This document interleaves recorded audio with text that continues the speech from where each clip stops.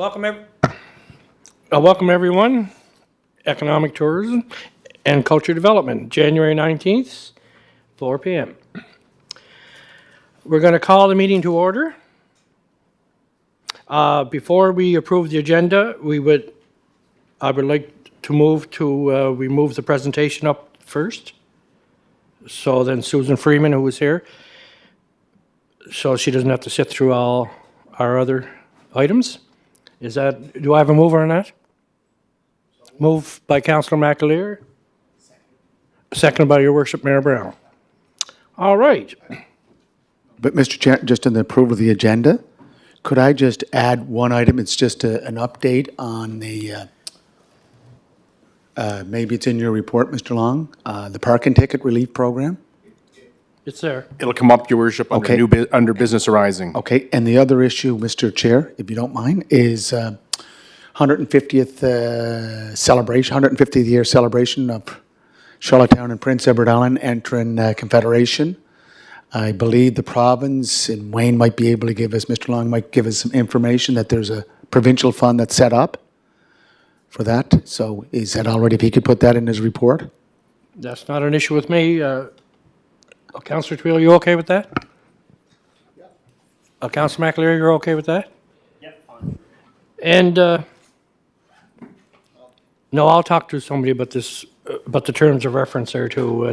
Like there's one item on there that I would like to sort of discuss and wonder why it's under our terms of reference. So, And Mr. Chair, that is coming up on the agenda as well. okay, thank you very much. Yep. Okay, thank you. Okay. Any conflicts of interest? Seeing none. Approval of the minutes, September 21st, 2022. Moved by Councillor Tweel, second by Mayor Brown. Business arising from those minutes? We see none. And I guess we'll go right in with Susan Freeman for meetings. She's a partner with us anyway. Susan, the floor is yours, and you might want to turn on your mic when you speak, I guess. Thank you. Thank you. Thank you, Your Worship, Mr. Chair, and councillors. Thank you for having me here today. My name is Susan Freeman, and I'm the Executive Director at Meetings and Conventions, Prince Edward Island. We are the destination marketing organization for the meetings and conventions sector in PEI, and we've had a long-standing relationship with the city, so we're very happy to be here today. As you can see on the screen, our top priorities with meetings and conventions and building the sector in PEI and in the city is to build relationships, create value, and generate demand.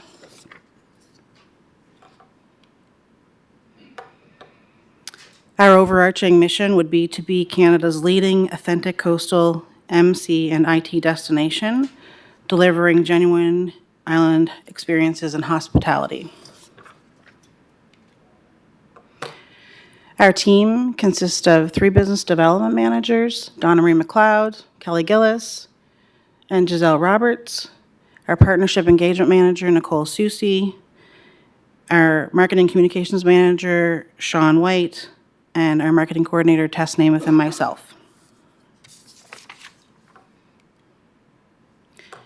In 2019, we developed a new strategic plan that's taking us through from 2020 to 2023.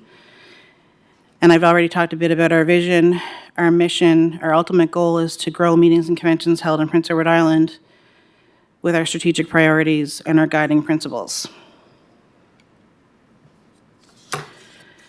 So now we get into the numbers. As you can see, the pace of conventions on Prince Edward Island from 2019 to 2023, and of course we're in 2023 right now, so this is projected to date as of the end of December.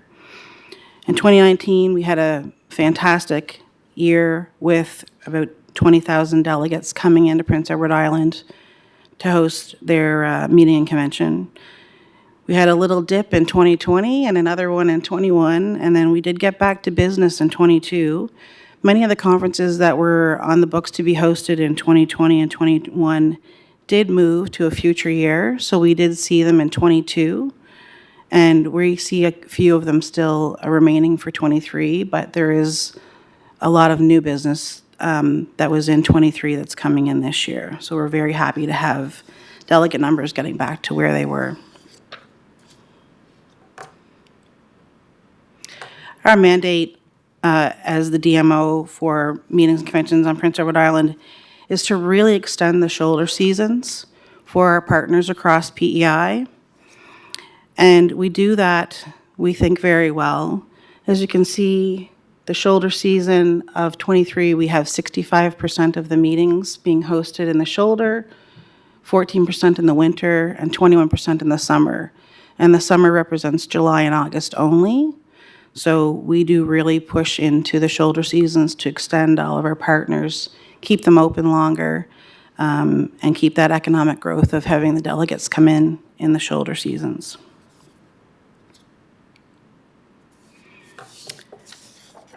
We do some very wonderful advertising, and we've been very fortunate over the last couple of years to welcome familiarization tours in 2022. So we're all about reconnecting island style, hosting our meetings in Prince Edward Island, and we've managed to really keep PEI top of mind over the last 2 years, which has put us in a good position for future years.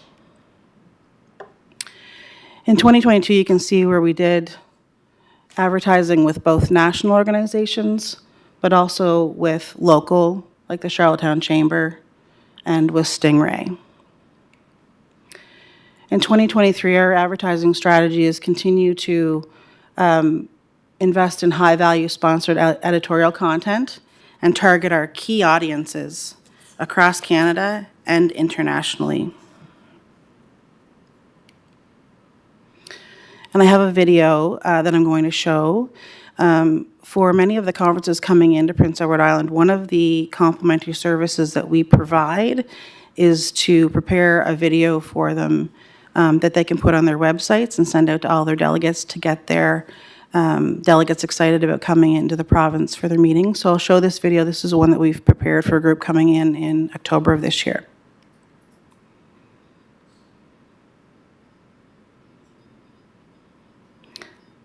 And there is music on it, but I don't know. Oh, there we go.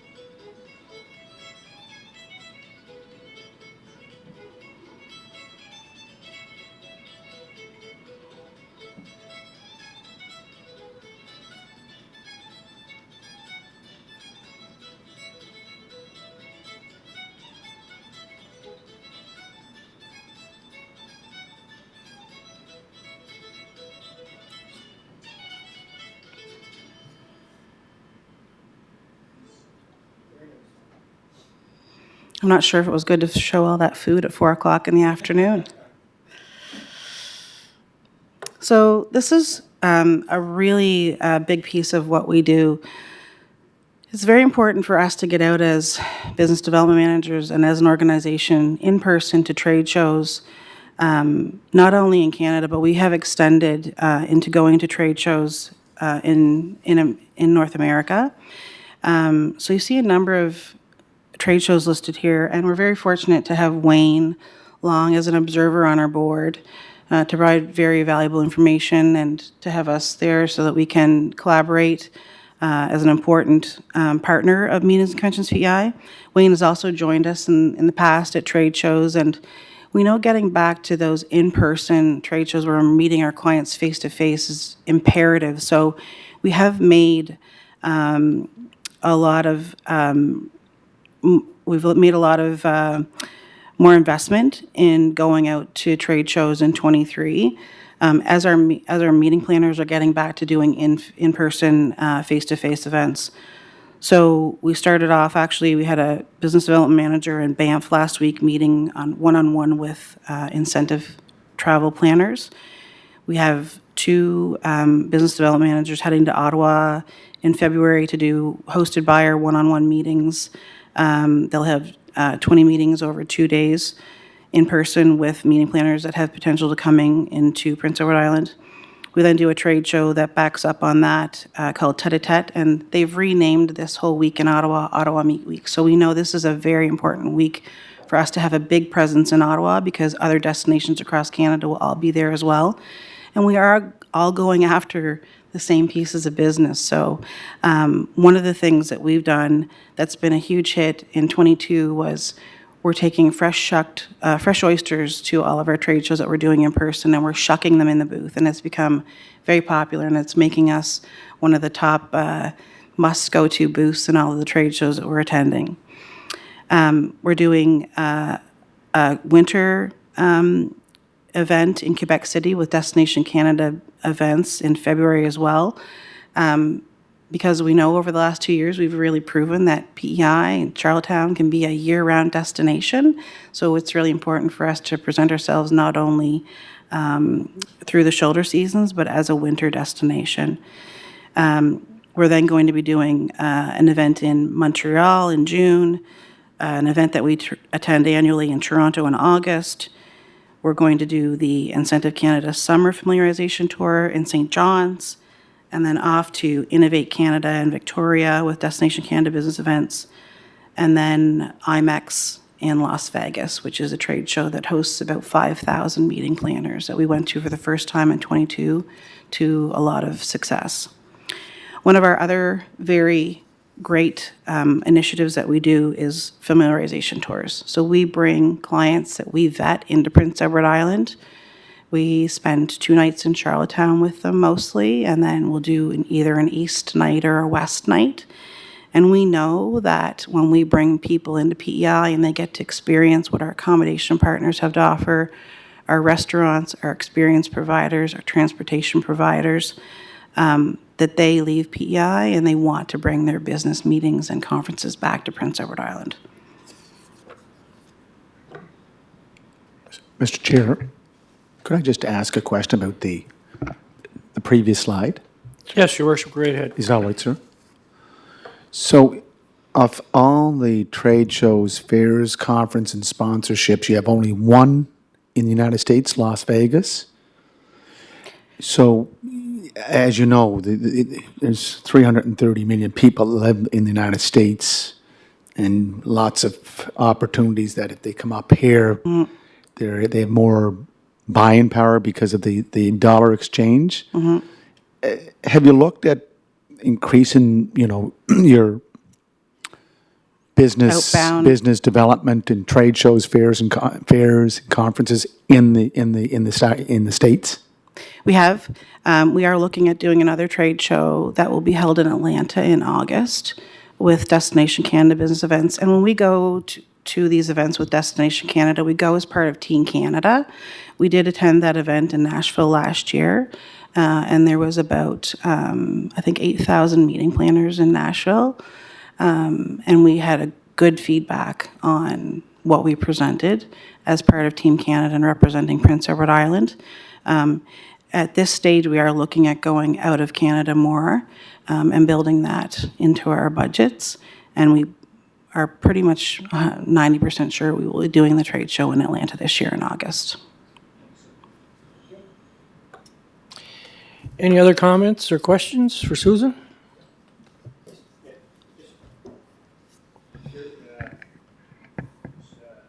Curious on, you mentioned sponsor or whatever for oysters was local. What was the connection there? We pay for the oysters. So our representation is membership-based, and we have about 180 members across Prince Edward Island, and that's who we would send out a request for proposal to, or that's who we would work with when we're taking product out of PEI, or if we have product with people coming into PEI. And on the Las Vegas piece, you I think you said it was a lot of success.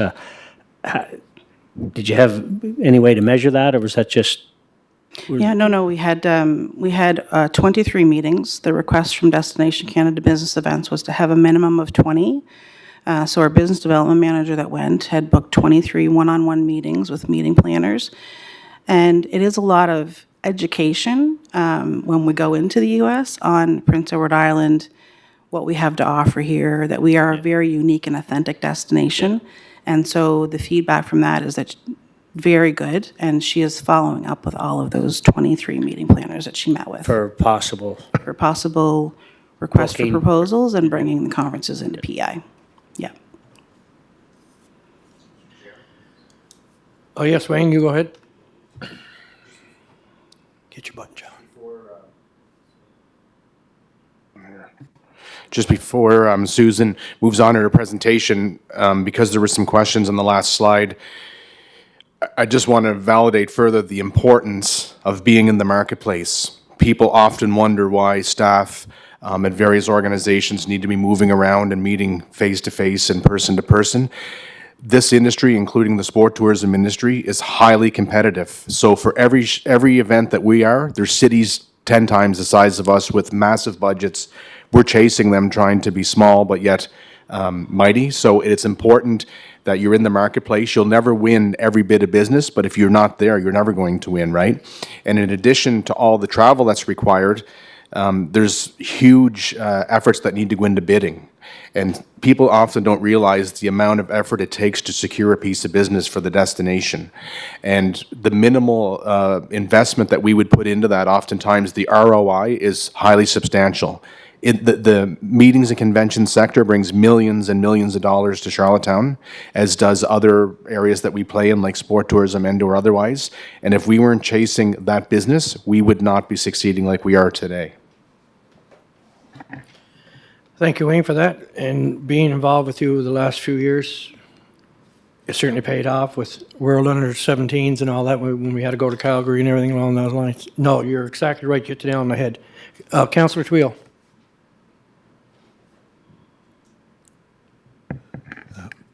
Thank you for your presentation. What is the most delegates that can be accommodated here in the city of Charlottetown? I'm looking for a sit-down conference, not standing, but sit-down. What is the most that we can host here in the capital city? We did host in 2018 a National Association group that had 1,350 delegates. It was in August. And I think everyone in the city knew that that conference was in Charlottetown at the time. The reason that it worked was because they did have some sit-down aspects, but they also, they didn't have any sit-down lunches because they needed to have the convention center for trade show. So at lunch for 4 days consecutively over those dates in August in 2018, the streets of Charlottetown were flooded with people looking to go get lunch. But that conference was one of the most successful conferences that association held, and they gave us that feedback. What was the name again, please? It was a dental association. Dental, okay. Yeah. So, again, okay, 1,300, would you say that's the most that we could accommodate? Could we accommodate 1,500? Could we accommodate 2,000? Or is that pushing it? I think that's pushing it. The 1,350 was a stretch.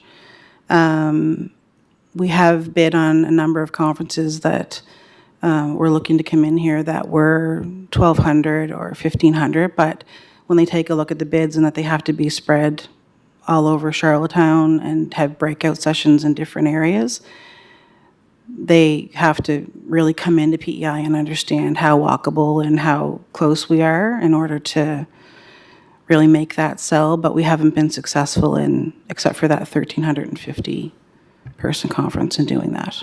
Thank you. Really So as a follow-up, we are limited in what conventions we can attempt to bring here to the city. I think that our sweet spot would be around 800 delegates for a national citywide conference. citywide. Yeah.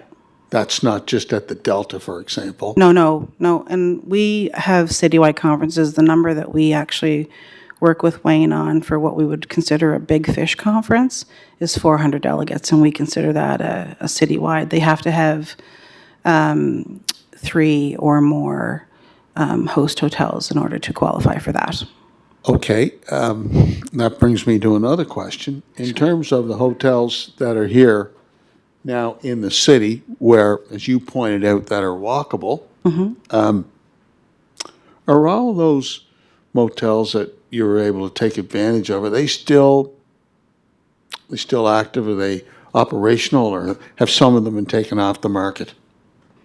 Well, we're membership based, so they have to want to be members of ours.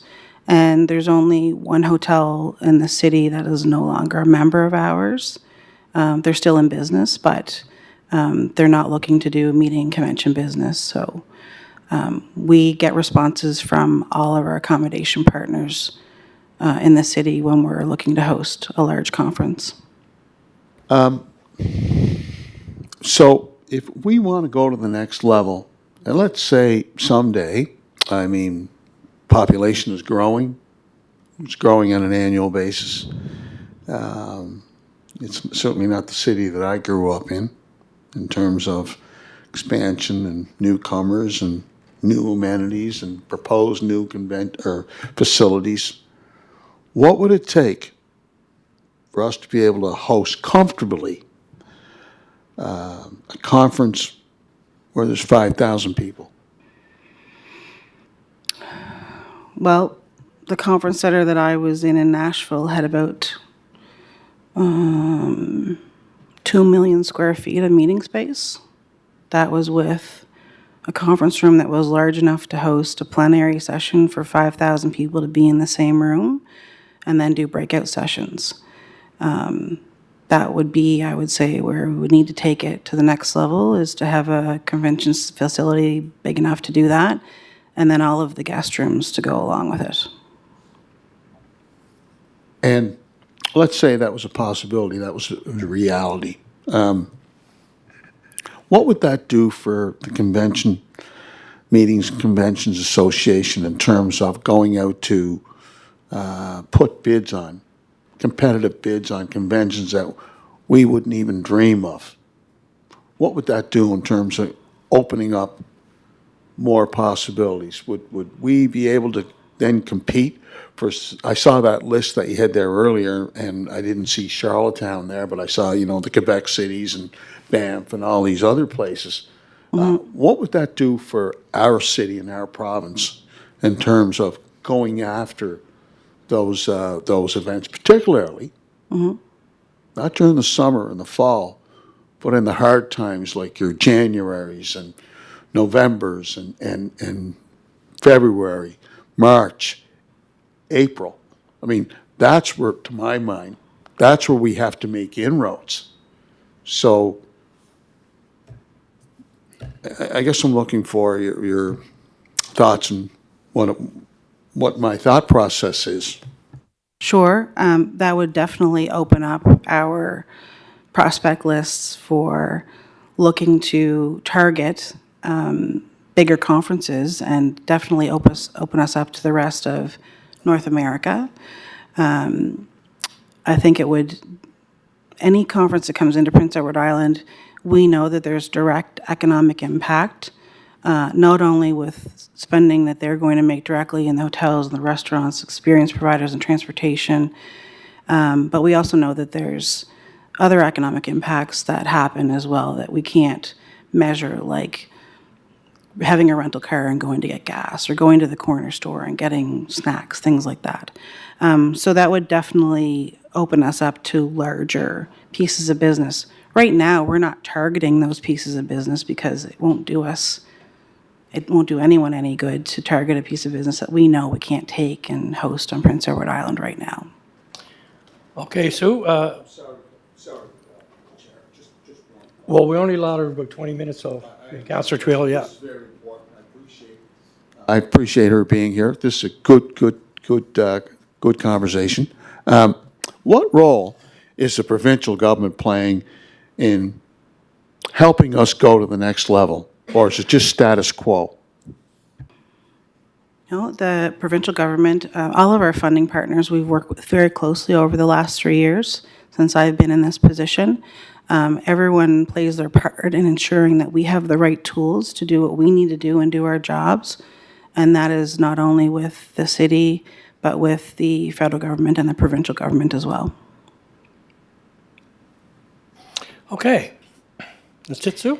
Just, Sorry. Yep. Just one of the things that I did want to mention, I mentioned it.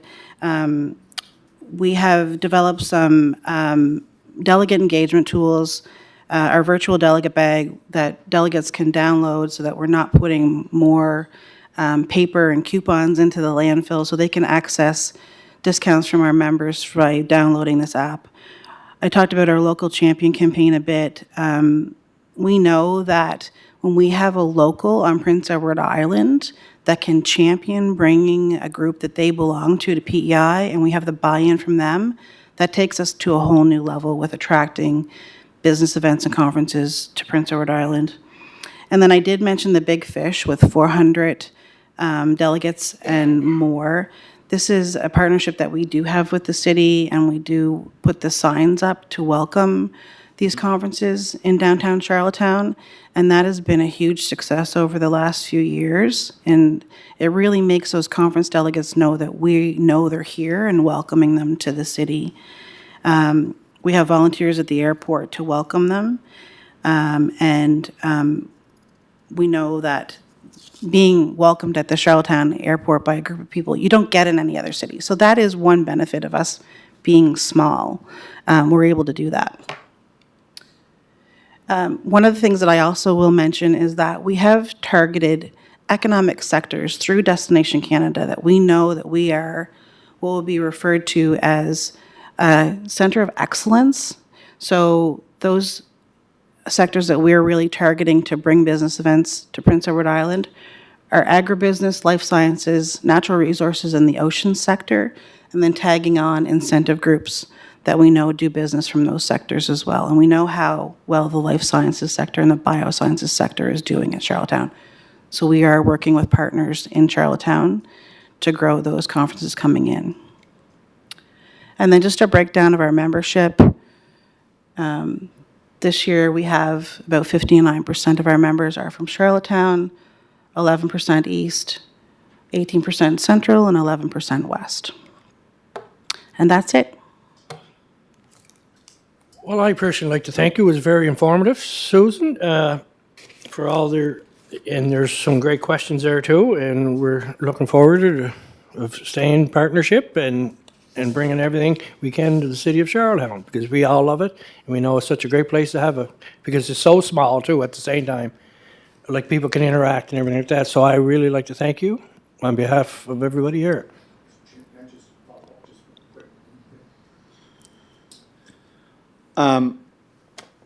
So 2018, 1,300 participants at the Canadian Dental Association conference. So when we do our inventory of rooms, we're looking at hotels, motels, STRs, UPEI residents, Holland College residents. That's in the Charlottetown area. Yes. So would you have the numbers of, I know for sure the greater number would be at the hotels, motels. But those other services or those other rooms available through STRs, UPEI, and Holland College, how do they add into the total accommodation package? Would you have any? Yeah, actually, from the TAL, Yeah. we know that the number of rooms that we can, and includes UPI and Holland College, is about 1,950 1,950? available rooms in Charlottetown. Yeah, We don't have the Airbnbs. because they're not, the incorporated into TAL's that. not applied to them yet. No. Right. No. So we know we have about 1,950 rooms. So the TAL is your tourism accommodation levy, which is, Yes, most municipalities apply that to any rental of rooms. yes. And just on the big conventions versus the little conventions, I think we've discovered that we have a niche market. We can service very well that, 400 800 participant convention and provide all the ancillary services. When you grow bigger, then you have to ensure that that ancillary infrastructure is there. Exactly. Your hotels, motels, the rooms are there. But then you need the restaurants, then you need the cafes, then you need all those other ancillary services. So if you, like, I've been at the Montreal Convention Center, beautiful convention center. What, it might be 10,000, 12,000 participant facility. It's huge. It's right below, it's above Highway 20. And no, the convention room itself, it's just unbelievable. But Montreal has all the ancillary services there to take care of 10, 12,000 people coming into the city for a convention. So you have to look at, small is mighty, and I think that's what the conventions PEI is working, convention and meetings PEI is working on. And I can say this as a graduate, so was John and Councillor Tweel, we're graduates from UPEI. Small universities offer great opportunities for students to be with small classes, better learning and so forth. I think, we're doing a good job, and thank goodness we have meetings and conventions Prince Edward Island, working with our team here at Charlottetown. But if I can just make one point, Mr. Chair, and that is this follow-up now, since COVID-19, the follow-up doesn't require going out to the Charlottetown airport and getting on a plane.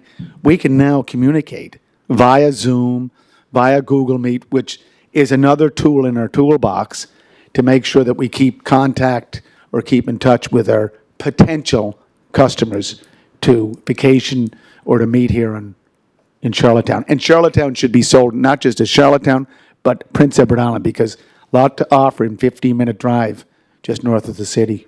Absolutely. Yeah, you're correct. Thanks. It is a great way to start the relationship online, but we find where we have the most success is when we get out and see them not only at a trade show or in their own office, but then also even higher return on our investment when we bring them into PEI.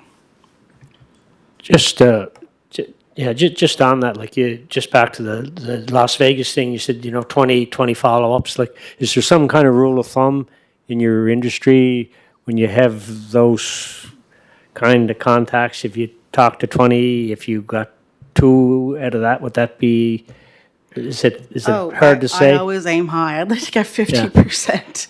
Would it be, what would, like that, just taking that example, 20, there was 20 touches, say, in that Las Vegas thing. What would be an expectation of? We would expect to get at least 50% interest in Prince Edward Island, and then maybe, then 25% of getting those people into PEI and then having a lead generated from that. Yeah. Yeah. With, at the end of it, maybe 2 or 3 conventions, maybe? Yeah, yep.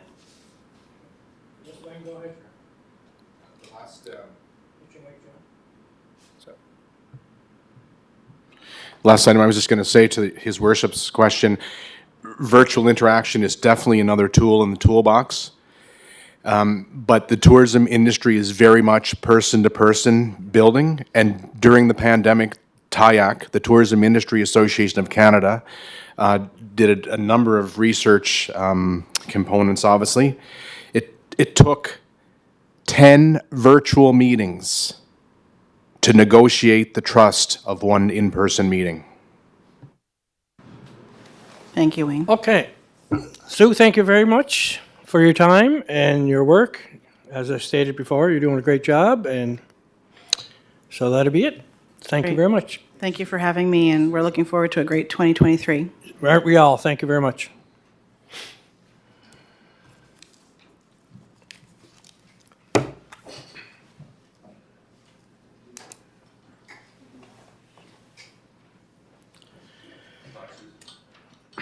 Okay, folks, Wayne, you're taking the downtown parking. One thing I want to mention, when we allot time for an outdoor speaker and that, and there are fantastic questions, which is all new to us, and it's a learning experience for every one of us, we got to try and stay within that realm.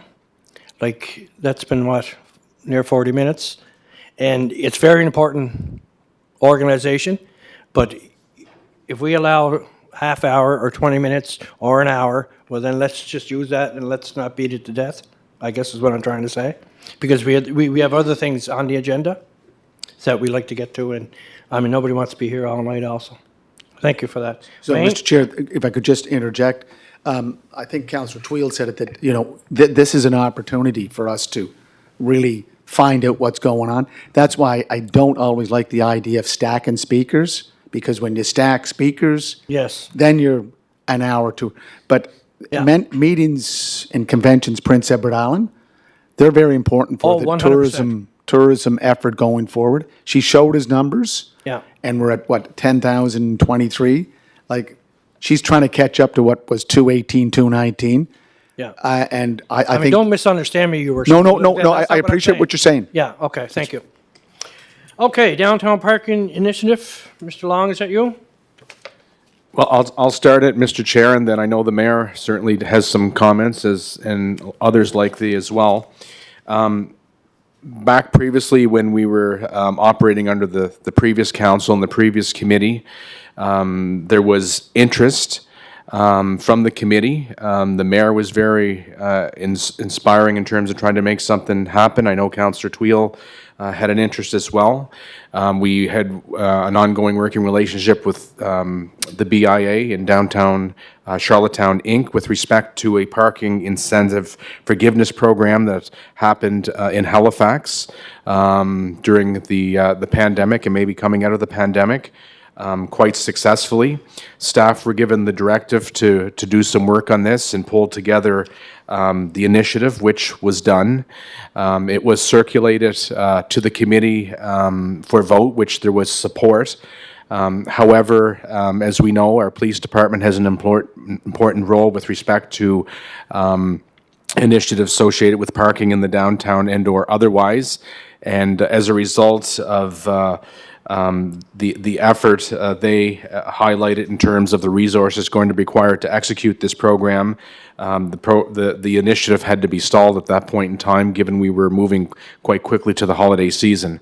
The mayor has indicated and been clear that he has a genuine interest to revisit this. I know the BIA is very interested as well, as I'm sure other committee members may be also. So that's my opening comments, and I'll turn it over to the mayor, as he was kind of the mover on this initiative. Thank you, Wayne. Your Worship? Mr. Chair, we've been at this issue over the last 4 years, giving out free parking. We've heard from the business owners that it's a great initiative. It started at 10 o'clock, so people want to park there first thing in the morning. Well, you know what? After 10 o'clock, they're parking there. So the free parking for me is just not working. And when I spoke with the downtown Charlottetown Inc., Don Allen, and the president is Dave McGuinness, they're very much in favor of going in this direction. And if we need a letter of support, or if we, Mr. Chair, if we wish to bring them in to get their feedback on this initiative, I'd gladly ask you to welcome them or invite them to a meeting. But I think that the free parking it's gone its way. It's just not feasible, and it's not welcomed. And maybe Councillor Twill has more information because of his association with downtown business owners. But I think we just have to look at the success in Halifax. And correct me if I'm wrong, Wayne, you did do jurisdictional scans in other municipalities. It's working there. I think we were told by our police services that we just don't have the person power at the front line. But we did get the statistics, and I think we did share them with the committee, the former committee, the statistics from Halifax on the numbers. Now, Halifax is what, 400,000 residents, and I think over a year they had 550 return tickets, but that's a population of 400,000 plus. So we're at a population of 40,000. I don't think we're looking at the same numbers, and I think this is probably a good time to try it, because is Winterdyne not coming forward? And if you look at the numbers, and if we didn't forward those emails to the committee members, Wayne? Could we do that from Halifax, both the nay and the yay? It shows that the $35 parking ticket turned into about double in what purchases were made in downtown Halifax. So it's a plus plus. And if we need to provide more human resource services for police services, then we'll look at it when that comes to a vote on where we want to go. Yeah, and then Is we're that looking clear, at. sir? Oh, sorry. So then we're looking at revenue lost for the city, and I'm all for it. Don't get me wrong, because I'm like you, Your Worship. You and I and everyone around the city hall heard when we gave the free parking, it just did not work because staff was parking there all day, and these are from not business owners, these are from other people and all that. But so let's get the numbers and let's look at it, Wayne, and then like it's a great idea, and we got to find that loss of revenue too for the city with the parking somewhere else too, because we all know our police department and fire department are strapped right to the limit right now, and we sitting on the police committee like there's nobody graduating from the Atlantic Police Academy anymore, so there's no officers out there, so we can't be stretching everybody right to the limit also in manpower, I think. But let's get the numbers in, Wayne, and we'll go over it. And I think it's a great idea if it works. Thank you. Mr. Chair, just a couple of comments. I'll certainly provide the emails from Halifax, which has some data in it there. With respect to the numbers in Charlottetown, it would be fluid and subjective for me to present a number because it's without a magic wand. I can't tell you what that number is going to end up being at the end of the day. But we'll surface that. I think that we should have a discussion with the BIA, bring them in for another meeting, and hear firsthand from them as they're interacting and dealing with the downtown business on an annual basis. And then the last thing I'd say with respect to policing resources, I think the resources are more administrative on the payment counter, versus the officers on the street. So it was the receiving of the actual receipts and having to reconcile those. And then finally, a friendly reminder that this is an incentive program in that it's forgiveness, but the return balance is that anyone who is given a ticket has to spend the value of that ticket at a business in the downtown. So at the same time, it's spinning off prosperity to local businesses as well. No, that's great, Wayne. And like maybe we'll leave in your hands to have this group come in and make the presentation if it's possible in a future date, and we'll go from there. Thank you for all that. So, Mr. Chair, could I just to follow up from what Mr. Long's saying? Winterdyne it's on now, yeah. And again, if we don't capture the full Winterdyne period, that's fine. But I think how we'll find out the numbers is we have to try it out. We have to test it. That's where the numbers will be. And talking about lost revenue, Mr. Chair, when we give free parking, parkers that are in the parkade, they don't park there. They go out and park in the street. So we're losing revenue at the parkades when we give free parking. And again, I think it's been tested elsewhere, it's been tried elsewhere, and it's still working. So I don't think we're looking at a failed process. It's got some merit to it. Okay, thank you for Chair. that. So, Okay. so, Mr. Chair, I will connect with the BIA immediately. Yes. We should have that meeting. We shouldn't wait another month until our No, next meeting. no, that's Well, right. So I'll be back to the committee. And Councillor Twill and Councillor McAleer are ready for a meeting if we call one in the next little while? You're good with that? Okay, thank you, folks. Okay, terms of reference.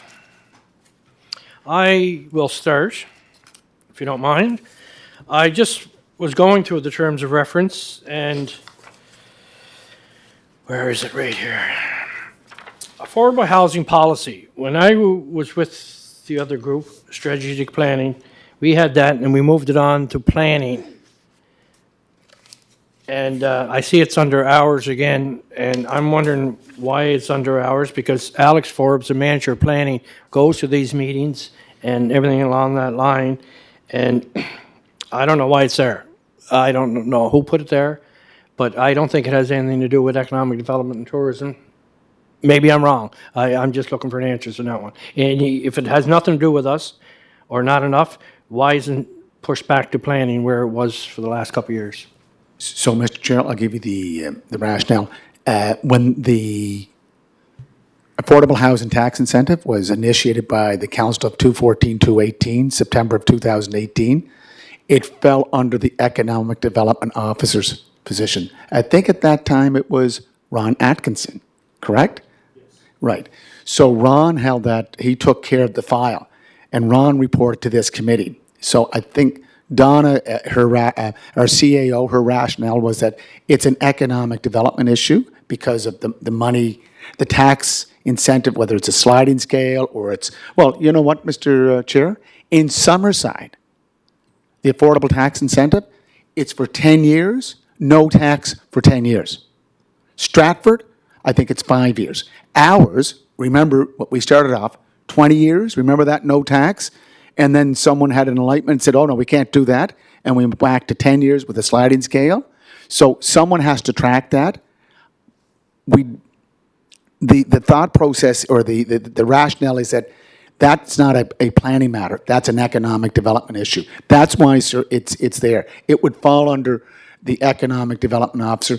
And I know we're going through a governance review, so that would fall in with the Department of Economic Development, Tourism, Festival Events, and Kaylee's. Yeah, and I remember that too, Your Worship, because I used to sit in Ron's office when I was chair in 2014, 2018, and we were looking at the numbers and how some were being down to nothing right now, so they're going back to tax base and everything. No, I just wondered, like, because this affordable housing, it's a tough one. But if I could just, Wayne, just quickly, on the, and Wayne knows this too, Mr. Long, knows that the Economic Development Officer is also responsible for the business tax incentive. We had that business tax incentive, so any new industries that are created here in Charlottetown, they can apply for that tax incentive, or if they expand their business interests, this is the tax incentive. So that goes through the Economic Development Officer. That's why it's there. It's not a plan, it's still, this affordable housing is still a terms of reference with planning. It's, again, remember, silos are on farms. Go ahead, Wayne. Just to add to the inquiry and the mayor's comments, I think there's two sides of affordable housing. Planning will still have a very important role. Strategic priorities may even at times. I'm not so sure. That's the decision of council. I'm not sure that the affordable housing policy is the correct name that's listed here, and that might be confusing. That's what's probably to throwing the us committee. off, yeah. And admin staff might be aware of if that is the correct name or not. Cindy, would you have any comments? It isn't the correct name, but I don't have the correct name on me. Okay. Affordable housing Incentive or something? incentive Yeah. program. Yeah. Yeah, Yeah. okay. Yeah, so that would align then with the mayor's comments in terms of business tax incentive. exactly. It's predominantly directed to the tax incentive solely. It's not dealing with the province on other discussions buildings at and other everything. Yeah, other I- layers. So okay. it's specific to the tax incentive. Okay. Okay, maybe we will change that word in the future and we go from there. Is it, okay, is everyone good with that? Okay. All right, where am I at here? We got that. Department highlights, Mr. Long. Thank you, Mr. Chair. There is a report in your package. I'm not going to walk you through the entire report. It was sent out in advance with some highlights of what's going on in terms of operational within the department, just to ensure that the committee is up to speed and are aware of where we are and what's happening. Unless there are any specific questions or comments, I will not go through the report line by line. And that's why we get it, so we can read it on our own time. And if we have any questions, we can fire them here at this level and go from there. Thank you, Wayne. John? Yeah, Wayne, Councillor McAleer, sorry. Yeah, thank you, Chairman. Wayne, just on the Digstown experience, and on your view of that, sounds like it was a big hit. Went over well. Yeah, Councillor McAleer, Diggstown was a phenomenal hit and story. To be clear, it was an initiative of the provincial government, the province of Prince Edward Island. So they've done some great work in order to finalize and bring that piece of business to the capital region. There's been a number of winners out of this. The destination in terms from the film industry was a great highlight for us and could potentially open up new doors for other activity in Charlottetown. The Eastlink Center Trade Center served as the hub in terms of workshops and some sets, etc. out there. There were a number of locations throughout the downtown and or otherwise, which put a number of people to work, not only in terms of an income, but also to help them professionally develop in this particular space. So the impact was phenomenal and broad, and we are a large winner in a number of ways. Into your experience, has the city ever had anything its equal? Not in terms of that type of activity. This would be groundbreaking, I think. There's a number of people working in the multimedia and film industries within the capital city, but this was a new day for us, and it was, was here for a good, strong period of time. Our new staffer within our department, Doug Dumais, who's now focused on cultural activity and some economic activity, worked closely with that organization in terms of being in Charlottetown, logistically and or otherwise, but it also will now play an influential role in discussions with the province and others as we work forward. And in our new efforts that are going into culture as an organization and as a city through our strategic plan and official plan and or otherwise, I believe that it'll open new doors for us. Great. No, thank you. You're welcome, Councillor McAleer. Okay, the mayor's gone. This would be a good time to keep her going then. Annual report, Mr. Long, of meetings and conventions 2021, 2022. Thank you, Mr. Chair. This is simply information sharing. We just had a presentation for Meetings and Conventions PEI, attaching the report from their last fiscal, just to give you a broader overview of the organization and the many highlights. The report was unveiled recently at their annual meeting.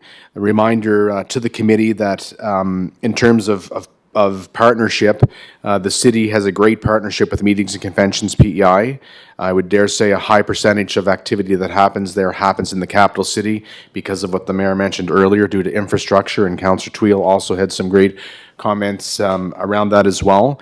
The partnership in terms of a financial transaction doesn't happen through the city core budget. It happens through the tourism accommodation levy. That levy is split into 3/3. 1/3 goes to Discover Charlottetown, 1/3 goes to Meetings and Conventions PEI, and 1/3 to the Special Events Reserve Fund. And that shows you the benefit to us as a corporation. Otherwise, the municipality may be asked to contribute that $500,000 that helps them bring significant business to the capital city. So information sharing, no action required of the committee. Thank you, Mr. Long. Excellent work, again, by our department. And with Councillor Tweel and I are both back on, and we welcome Councillor McAleer to this. I know it's all new, but the staff is fantastic. John, any questions, or sorry, Councillor McAleer, any questions you ever have, we'll get back to you, and things along that line go.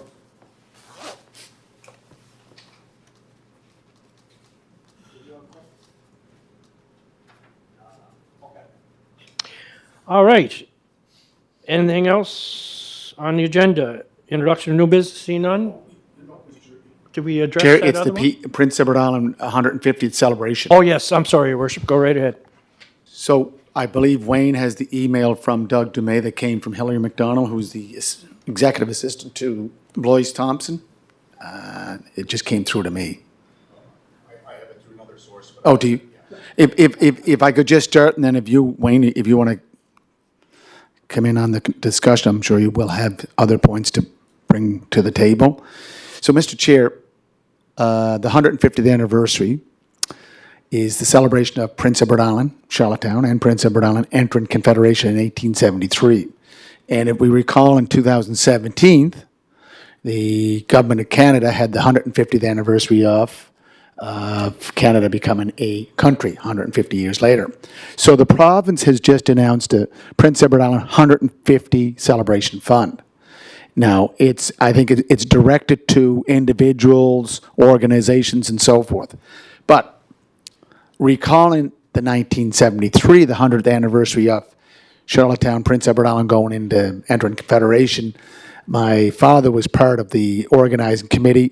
Celebrations went from January 1st of 1973 right till December 31st of 1973, and there was a lot of money spent on it. We're not looking at the same kind of budgetary expenses, but I think in recognition that we are the birthplace of a nation because of our significant role in the formation or in the creation of this great country that we call Canada, I would like to try to get some numbers, if we can get some assistance from the province or a COA, on putting together a 150 celebration fund for the city of Charlottetown.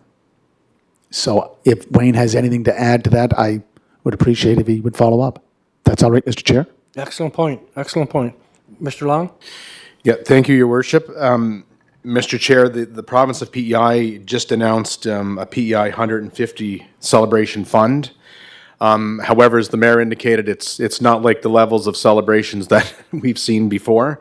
The max you can apply for is $2,500 contribution. So it shows you that it's not at the level we were before, although it'll offer Islanders the opportunity to apply to this particular fund. We will eventually have some great news to announce around our Canada Day celebrations. However, we can't do that just yet due to embargoes and/or otherwise. But that would be one of the areas that we could look as a municipality to celebrate. That's one of the days we celebrate not only the country, but Charlottetown playing a major role, a significant role in Confederation. I'm not so sure that the federal government will be coming with funding for these celebrations, but it's certainly something that we can look into further. I'm not 100% sure where the mayor might like to go with this, but that is the information with respect to the provincial government's fund. There's a number of criterias around that as well. It's not just a matter of putting on a new festival or event. You have to meet certain criteria and/or otherwise. Excellent. So we'll keep our ear to the ground on that, and any new information or anything along the line that you, Your Worship, or Wayne would get, we can have that little discussion with it and see where we can go with this, and maybe there could be something in the future coming down, as you say. You don't know yet, but let's work on that. Thank you. Just follow up, Mr. Chair. So yes, the funding that Mr. Long talked about is more for small organizations or community organizations. But I think, Mr. Chair, you as chair of this standing committee, we should look at try to get a package together that may kick off on September 1st, or we could leave it to September when we celebrate the Charlottetown Conference, which took place in that first week in September. But we should look at something that we can put a package together, and I think we have a great department down there on the first floor, economic development, tourism, festival events, and culture. And I think it's an opportunity for us to put something together. And when I talk about the federal government, it wouldn't go through Heritage Canada. It would have to go through a COA, because that's the source of funding for the Atlantic region. And, Mr. Chair, I think it's something that I would endorse maybe during the budgetary process. I'm glad that the Chair of Finance and Administration is sitting on this committee, because maybe we can look at what kind of money can we put forward and then try to get matching funds from our other partners. Thank you that, Your Worship. Wayne, maybe you and I in the near future, we can sit down and see what we can meet and who we have to meet with, and we'll take it back like to this committee and we go from there. Is that fair? Thank you very much.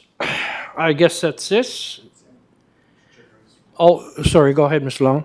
Just one more quick item for the interest Mr. of the Long. committee. I mean, obviously, you know from other committees, but we are very much now into the budget process, building our budget, so it'll come back to this committee. I know Councillor McAleer, you submitted us an item today, so we will put that into the budget for consideration. So our next meeting of this committee will likely focus on the budget. There could be Right. other items, but the predominant focus would be budget. Yeah.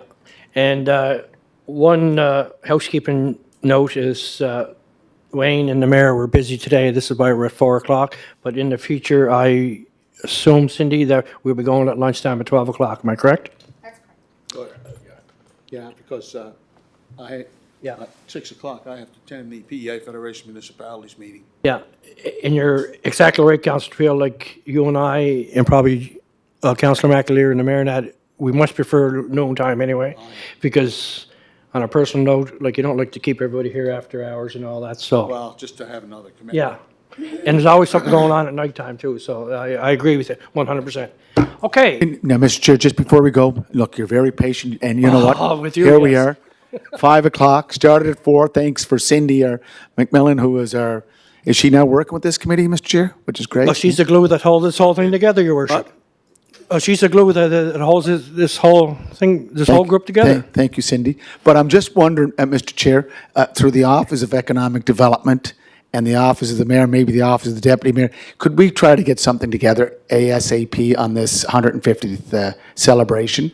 So we can put something together, a package and a strategy and how we're, how do we approach government? I can tell you this, Mr. Chair, the economic update for the province is very good. What they predicted, what they forecasted for taxes was 1.2 billion. It came in at 1.4 billion. Yep. What they looked at for equalization payments, they got an additional $85 million. So there's lots of money there that we can knock on the door and say, could you help us? Thank you, Mr. Chair. Long and I will be scratching the surface and trying to find out what's going on, and we will be getting back to you ASAP, your worship. Please get back to the Office of the Mayor and the Deputy, Office of the Deputy Mayor if you want to keep us on the... I mean, does she have her own office now? Okay. Like, could I get a motion to adjourn? Moved by Councillor McAleer, second by Councillor Trio. Thank you very much, everybody.